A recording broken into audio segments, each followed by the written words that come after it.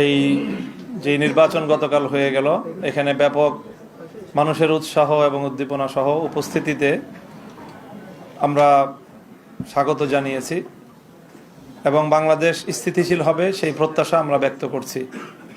স্বাভাবিকভাবেই স্থিতিশীলতার জন্য যারা এই মুহূর্তে বিজয়ী ঘোষণা করা হয়েছে, যাদেরকে বাংলাদেশের স্থিতিশীলতা রক্ষা করা তাদের প্রধান দায়িত্ব, তারাই যদি দেশকে অস্থিতিশীলতার দিকে ঠেলে দেয় তাহলে দেশের জন্য সেটা হবে সবচেয়ে হতাশাজনক বিষয় এবং উদ্ভূত পরিস্থিতির জন্য সম্পূর্ণ দায় তাদেরকেই নিতে হবে।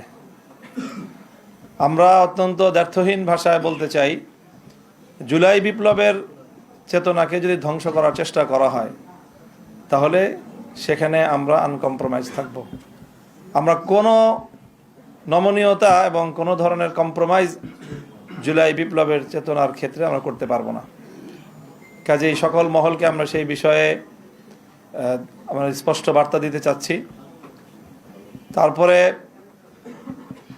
ইলেকশনটার যে বিষয়ে আমরা আমাদের গতকাল থেকে আজকে বলে আসছি আমরা যে আমরা তো আমাদের ইতিবাচকভাবেই আমরা ব্যক্ত করতে চাচ্ছি প্রতিক্রিয়া, কিন্তু পরিষ্কার যে ইলেকশনটা তো একটা সময় পর্যন্ত অথবা ভোট গ্রহণ হওয়া পর্যন্ত মোটামুটি দৃশ্যমান রাখা হয়েছে, কোনো গণ্ডগোল যেন না হয়।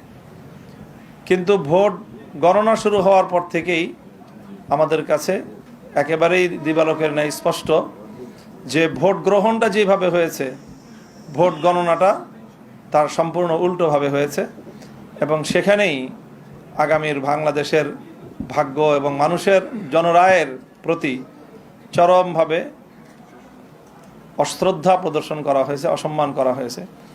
এটা যারা করেছেন বাংলাদেশের কাছে তাদেরকে দায়ী থাকতে হবে ইনশাল্লাহ।